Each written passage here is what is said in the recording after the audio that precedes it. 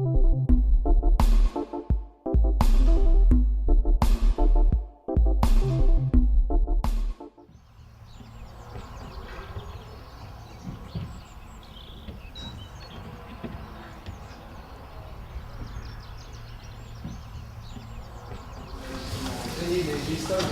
y a eu un moment, j'ai investi dans des bâtiments et des parcs pour faire de l'autruche.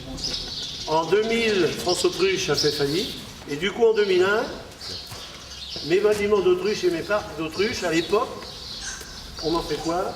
Comme l'exploitation était en bio en ce temps-là et qu'elle faisait à peu près une centaine d'hectares, bon, on voulait une petite production bio correspondante à l'ensemble de l'exploitation. Les outils de production, c'est 550 000 litres de lait aujourd'hui et à peu près 7 à 800 porcs charcutiers bio par an.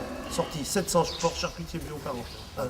La ferme a augmenté jusqu'à 150 hectares fin 2009, donc c'est le cas aujourd'hui toujours. Et on a décidé fin 2009 de se remettre aux normes au niveau de la production de porc bio, quoi. Parce qu'on était dans les anciens bâtiments d'autruche qu'on avait transformés en 2001. Et du coup, on a décidé de refaire ce bâtiment-là fin 2009, qui a été construit en 2010 et mis en service 15 septembre 2010. Et au même moment, on a décidé aussi de fabriquer une grande partie de notre aliment. On est autonome à 50% de ce qui vient de chez nous en aliments au niveau des porcs, 100% au niveau de la production bovine. Et autrement, on achète des céréales, des matières premières en céréales à hauteur de 20%. Alors une chose importante aussi, on est couplé avec un naisseur. Nous ici on fait que du post-sevrage engraissement. Et le naisseur est un monsieur de Sèvres qui s'appelle Marc Dubreuil, qui est un très bon éleveur, qui lui ne fait que du naissage.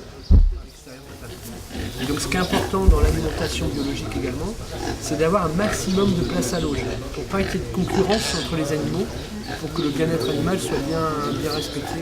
C'est toujours la courette extérieure qui est priorisée. Et après, on retrouve des petits espaces de courant d'air, comme là avec le petit portillon. Si vous pouvez voir, là il y a des petits ronds. Mais c'est vraiment très minime. Le principal est vraiment fait sur la partie extérieure, qui est une zone de non-confort en fait.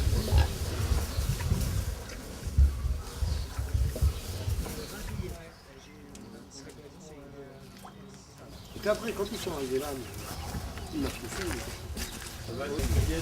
regarde ici, là, qui veut prendre un bain, oui.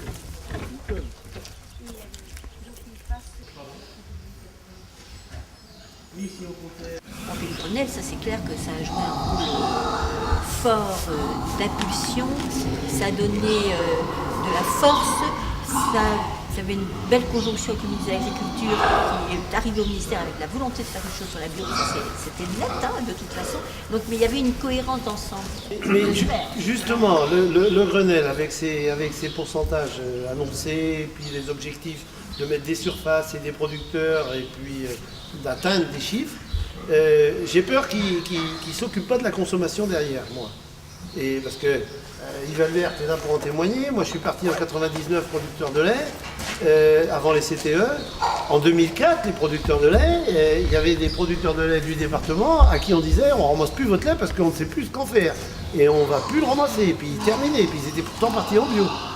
Alors moi, j'ai peur un peu qu'avec les grands objectifs du Grenelle, on se retrouve 2012 ou des trucs comme ça, avec de la production qui a été insufflée, mais qu'on ne sait pas trop occuper de la consommation. Puis bon ben, je ne m'occupe pas de ce qui me regarde, moi, mais de ce qui ne me regarde pas, mais je pense tout de suite dans la restauration collective, mais je pense que c'est un des sujets de cet après-midi. Pour faire du débouché, il faut absolument trouver des solutions pour faire du débouché, et il faut qu'il y ait des volontés politiques qui impulsent là sur la restauration collective pour réussir à faire du débouché. Même si ce n'est pas écrit comme tel dans les objectifs du Grenelle, il est clair que le travail collectif, c'est de procéder au développement le plus harmonieux possible de l'offre et de la demande. Ça, on travaille toujours avec cet esprit-là. L'objectif des 6% est des vertus entraînantes.